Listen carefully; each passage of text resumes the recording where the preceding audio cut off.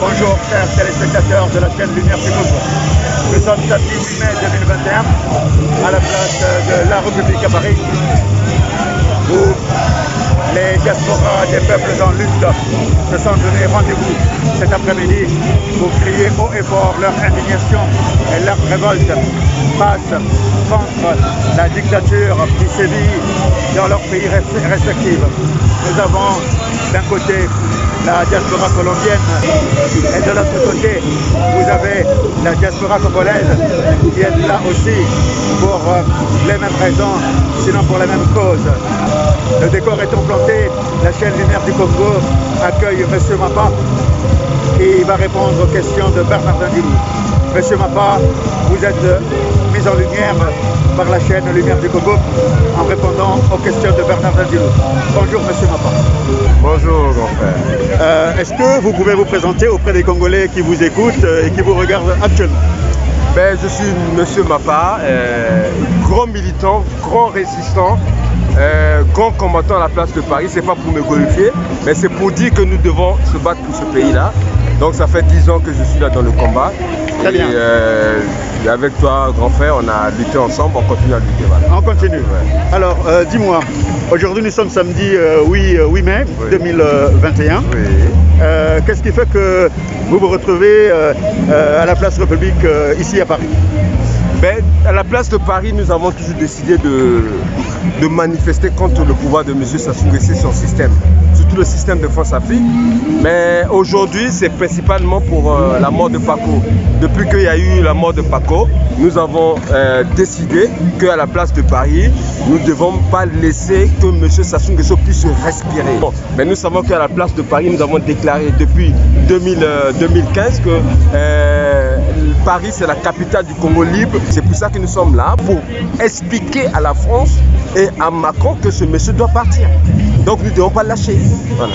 Alors, comme vous l'avez dit à un moment donné, que cela fait quasiment plus de 10 ans que vous êtes sur les macadam ici à Paris, que vous manifestez, que vous vous indignez contre le pouvoir de Brazzaville, contre le système de M. Denis Sassou Nguesso. Mais qu'est-ce qui fait qu'aujourd'hui, qu'est-ce qui vous fait croire qu'aujourd'hui, vous êtes sur la bonne voie et que en multipliant justement les manifestations autour de la place de la République, sinon à la place de la République, vous parviendrez à vous faire entendre auprès de l'Élysée, sinon auprès du dictateur de Brazzaville. Est-ce que c'est de cette manière-là que vous pensez mettre hors d'état de nuire le dictateur qui sévit à Brazzaville? La question de liberté n'a pas à prendre du temps. Même dans les pays démocratiques, les gens manifestent toujours pour leur liberté. La liberté, ça ne se donne pas, ça doit s'arracher. Mais pour le Congo, ce n'est pas un problème de liberté, c'est maintenant un problème de dignité. Nous devons aller arracher notre liberté. Nous savons que c'est tout le temps, même si Sassou part, ou même le système Sassou partira aujourd'hui, nous continuons toujours parce que nous sommes dans la bonne voie. Pourquoi? Parce que nous sommes dans la vérité. Nous sommes dans la vérité, nous savons que Sassou doit partir. Chaque chose a son temps, il doit comprendre ça. C'est pour ça que nous disons aujourd'hui, M. Sassou doit partir. Parce que le peuple congolais est fatigué. Et moi j'y crois, j'ai cette conviction depuis 2010, que tu connais bien, grand frère. Et depuis que lui, il a pris le pouvoir par la force, en renversant un président qui est élu démocratiquement, et c'est là où nous sommes engagés. Tu sais bien qu'en fait, nous sommes engagés pour réhabiliter la démocratie. Mais quand on a, comment on appelle ça, on a une conviction, quand on a une conviction, on ne pèse pas les bras. C'est un idéal pour la vie. Et c'est pour cela que nous devons avoir une cause. Nous demandons aux Congolais d'avoir une cause. Si vous, dans votre vie, vous n'avez pas de cause, vous êtes un mort. C'est pour ça que c'est une cause, nous avons épousé cette cause-là. Mais nous savons que Sassou va partir. Il partira. Oui, voilà. Sassou va partir. En tout cas, tous les ans, c'est ce que les gens disent. Sassou va partir. Sassou est prêt à partir. Sassou va être chassé. Mais alors, Sassou est toujours là. La question que je voulais donc vous poser, c'est celle de savoir, puisque d'aucuns disent que M. Denis Sassou Nguesso est à la tête d'une dictature au Congo-Brazzaville. Donc, on ne combat pas une dictature en opposant les règles de la démocratie et on combat plutôt une dictature par la voie de la force. C'est ce que pensent certains. Certains pensent que les marches c'est une chose, mais quand il s'agit de combattre une dictature féroce comme celle de Denis Sassou Nguesso, eh bien, il faut l'attaquer avec les armes, les mêmes moyens qui lui ont permis, lui, d'accéder au pouvoir. Qu'est-ce que vous en pensez? Mais ce que moi j'en pense, la force, ça ne résout pas tout. L'exemple de Nelson Mandela, il a fait la force, aujourd'hui il a dit non, la force, il a laissé la force, il est parti par les voies pacifiques. Mais nous savons que par tous les moyens, ceux qui ont les possibilités d'aller prendre les armes, j'ai toujours dit ça, prenez les armes. Ceux qui disent que non, mais on va buter Sassou, enlever Sassou par les armes, soyez les bienvenus. Mais moi, je ne suis pas un militaire. Et ceux qui ont des possibilités aujourd'hui disent que nous, on va aller par la force. Allez-y. Mais moi, le seul moyen que j'ai aujourd'hui à la place de Paris, il y a certaines personnes qui disent mais Mapa, c'est pas à Paris que tu vas enlever Sassou. Oui, mais De Gaulle, quand il a libéré ce pays, c'était pas au Congo pour ça, quand il a libéré la France. Mais c'est pas un problème de force, mais c'est un problème idéal. Il faut que le peuple congolais épouse cet idéal de liberté. Hein? Parce que le dictateur ne partira pas seulement. Parce que si vous faites partir, Lissouba était parti par les armes. Non, on a dit que Lissouba c'est un dictateur. Or nous savons que le pire, Sassou a fait pire que Lissouba. Mais Sassou fait partie des dictateurs malades. Donc nous allons faire ce qui nous, à la place de Paris, nous sensibilisons. Ceux qui sont à Brazzaville, il faut qu'ils jouent leur partition. Ceux qui veulent jouer leur partition par les armes, faisons ça. Donc moi, je fais ce que je peux. Nous, à la place de Paris, on fait pour la mobilisation. Nous savons que le travail que nous avons fait, ça commence à payer, ça payera. Parce que nous sommes dans le combat. Le vrai arme aujourd'hui, ce n'est pas les armes, c'est le réveil de conscience des Congolais. Parce que quand tu as un peuple qui est conscient de sa liberté, qui est conscient de ses droits, il ne lâchera pas. Et nous voyons ici les Français, quand on touche le pain d'un Français, c'est tous les Français qui se lèvent. Ce n'est pas des armes. Ce que d'autres personnes disent que c'est les armes. Mais un autre dictateur peut venir avec des armes. Mais nous pensons par un moyen pacifique. Ça veut dire qu'un soulèvement populaire, nous pourrons faire dégager ce système-là et nous aurons des gens intègres. Parce que nous voulons avoir des gens intègres, les gens qui ont l'idéal, pour que demain nous ne pourrons plus repartir dans les mêmes bêtises. Nous avons perdu. Lissouba était dictateur, oui, mais on avait la possibilité d'avoir une dictature, comment on appelle ça, d'avoir un système démocratique. On avait la possibilité de choisir un bon président. Mais aujourd'hui, nous n'avons pas la possibilité. Sassou se maintient par la force, même pas avec 1%, il reste au pouvoir. Maintenant, ceux qui ont des armes, moi, soyez les bienvenus, je suis là. S'il s'agit de prendre les armes, je prends les armes. Très bien. Alors, donc, comme je disais tantôt que nous sommes donc samedi 8 mai 2021, donc nous sommes à la place de la République à Paris. Donc, les Congolais se sont donné rendez-vous ici pour manifester pour exprimer leur indignation, leur désaccord, leur révolte face à la dictature qui sévit à Brazzaville. Et puis vous avez aussi cité M. Paco, M. Guy Brice Parfait Kolela, qui était l'un des malheureux candidats à l'élection présidentielle de mars 2021, mais qui finalement est décédé de suite apparemment d'un empoisonnement. Ce qui reste à démontrer. C'est démontré. C'est démontré qu'il reste à démontrer. Et voilà. Mais alors, donc par rapport à ça, par rapport au fait que sachant que le Congo-Brazzaville est une dictature et que le pouvoir en place ait organisé une élection présidentielle, le fait que M. Guy Brice Parfait Kolela et M. Mathias Dion et certains d'autres qu'ils se soient présentés à cette élection présidentielle, à cette élection, est-ce que vous, à votre avis, vous pensez que c'était une bonne option? Est-ce qu'il fallait qu'ils y aillent, sachant que les dés étaient bipés? Qu'en pensez-vous? Tout à fait. Moi, j'étais toujours contre, même avec le général Moukoko. J'étais parmi les gens qui étaient opposés que le général Moukoko se présente. Et je me suis refait, on a dit non, on va soutenir le général Moukoko. Et c'est la même façon qu'on a fait avec Paco. J'étais la première personne, je suis la première personne à dire à Paco ce que tu avais fait, ce que tu avais trahi. Et je me suis dit non, pourquoi pas soutenir? Pourquoi? Parce que le combat, nous devons être dynamiques. Nous devons chercher des possibilités pour faire sortir le dictateur. On ne doit pas être figé. Nous devons chercher des moyens. C'est comme un chasseur qui doit chercher comment abattre l'autre là. Mais s'il y a possibilité, parce que chez Paco, c'est la même stratégie. Moi, par l'intermédiaire des gens, j'ai eu Paco. Je dis, vous n'allez pas nous faire comme ce que le général a fait. Parce que le général l'a déjà fait. Il faut que vous allez au-delà. Mais parce que Paco avait dit, nous allons aller au-delà. Mais Sassou a su que Paco avait la possibilité de faire sortir le peuple. Et c'est pour ça qu'il a été empoisonné. Oui, nous ne devons pas être figés, nous devons chercher des moyens. Ceux qui ont des armes, utilisons les armes.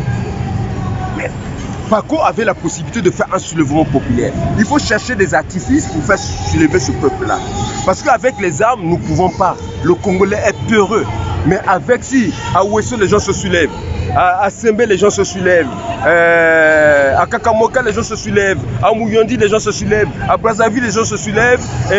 À Oyo, les gens se soulèvent. Sassou ne fera pas 5 minutes, il va fuir. Il va prendre ses clics et clac, il va partir.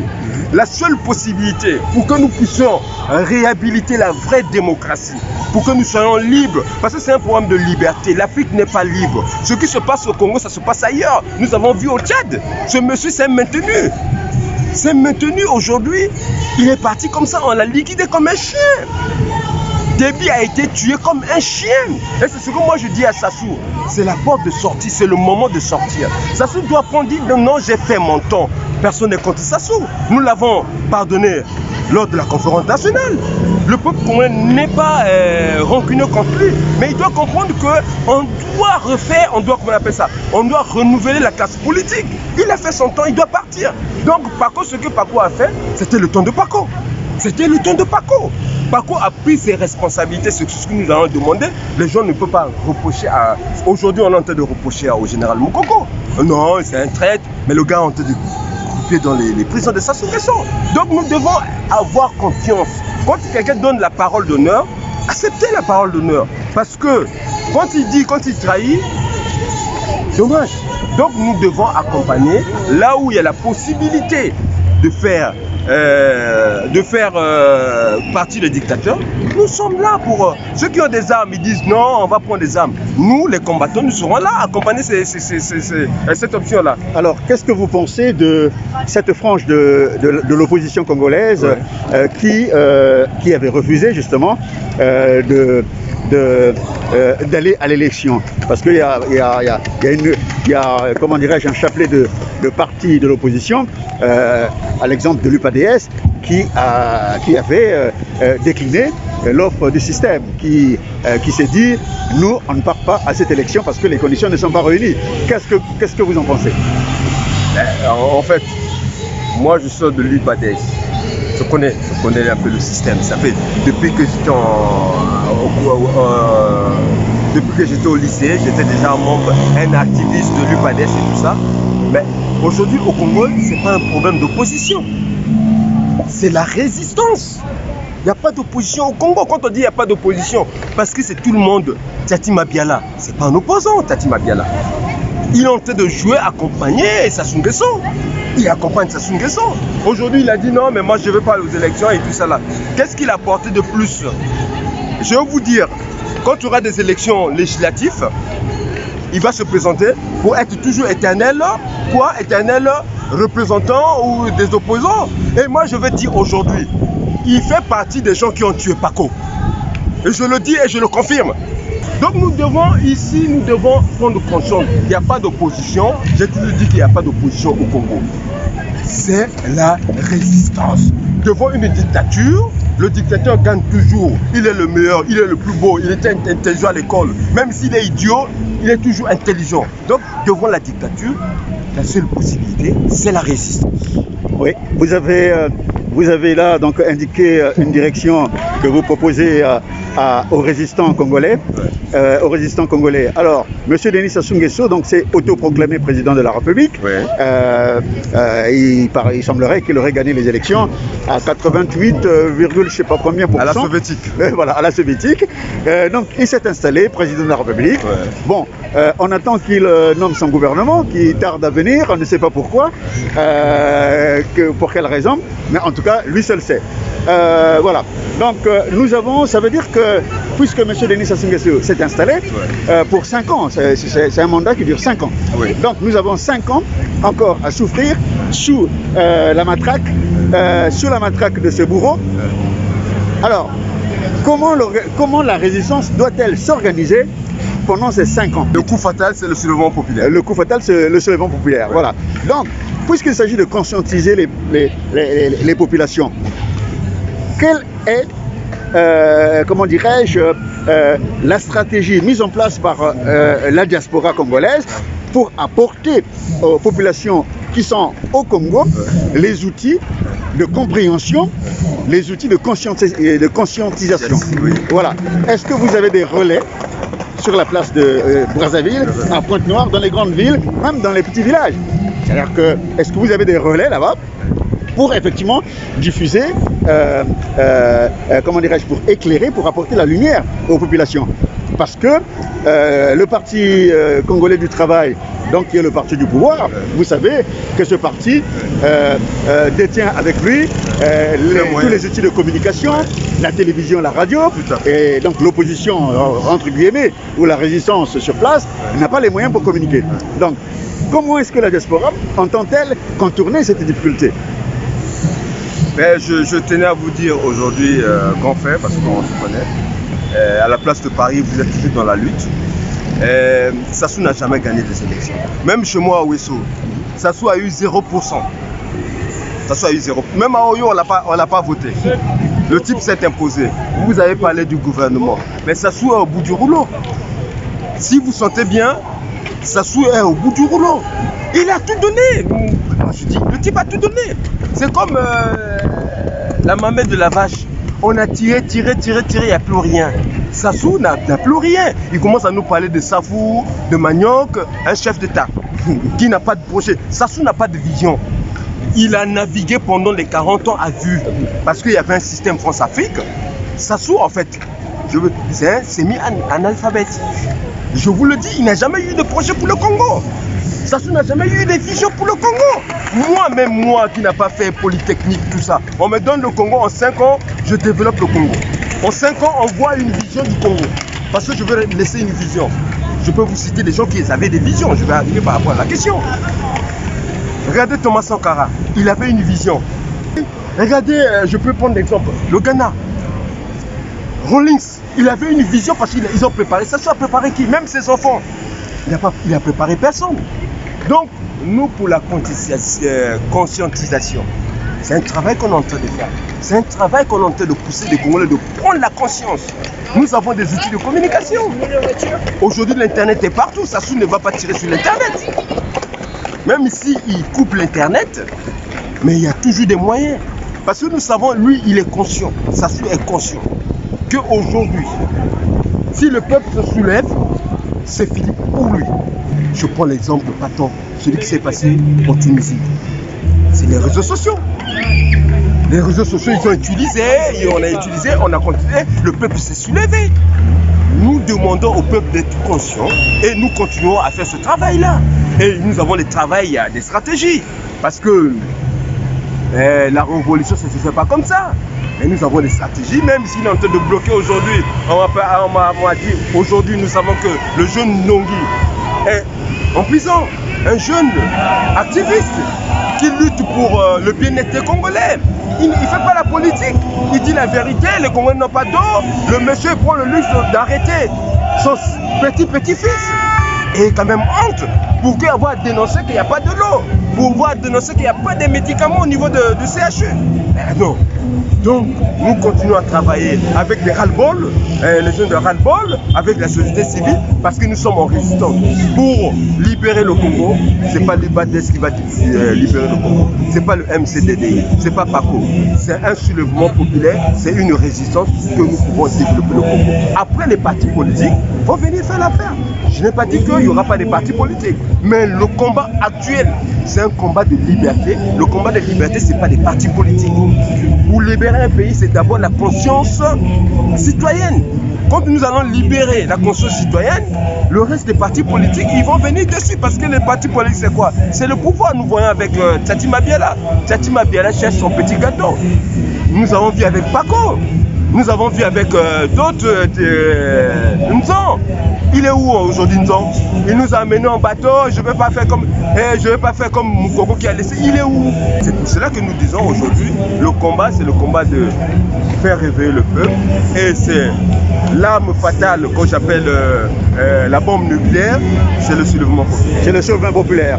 Alors, monsieur Mapa, j'ai compris pour vous, l'arme fatale, c'est le soulèvement populaire. Tout à fait. Nous arrivons donc à la fin de notre interview. Voilà. Si donc quel est le message que vous avez envoyé à la société civile congolaise et même aux soi-disant leaders des partis politiques congolais? Quel est le message que vous avez à leur adresse? Le seul message, d'abord, mon message va particulièrement au Kombi Salissa et le président Moukoko. Je sais que c'est difficile la prison. Vous ne pouvez pas imaginer être en prison. Ce n'est pas une blague. Priver quelqu'un de liberté. Sassou n'a jamais connu ça. Hein. Il n'a jamais connu la prison. Priver quelqu'un de liberté. Moi, j'ai fait 48 heures ici à Paris en prison. Disons, garde à vue. J'ai craqué. Et je me suis mis à la place de ces prisonniers-là. Je dis, c'est pas possible. Priver quelqu'un de liberté. Je demande beaucoup de courage au président Moukoko et au président Kombi Salissa et à mon jeune frère que j'ai connu, Ndongi, et à Ogon Alex, que j'ai côtoyé ici, à son âge. Sassou doit réfléchir. Parce que ce monde-là, la roue tourne. Le jour que la roue va tourner, et lui il va être au-dessus, qu'il ne crie pas à l'injustice. Ne criez pas à l'injustice. Voilà des jeunes qui ont épousé le combat de la diaspora contre la dictature du Congo-Brazzaville. Comme vous pouvez le voir, ce ne sont pas des Congolais, ce ne sont pas des Chinois, mais ce sont des jeunes Français, effectivement, qui veulent donner un signal aux hommes politiques français. Pourquoi pas? Merci Monsieur Mapa. Chers téléspectateurs, chers Congolais, vous avez donc écouté, vous avez suivi Monsieur Mapa qui répondait aux questions de Bernardin Dilou pour la chaîne Lumière du Congo. Nous remercions Monsieur Mapa pour cette interview et nous vous disons donc bon courage peuple congolais. Certainement qu'il va conclure.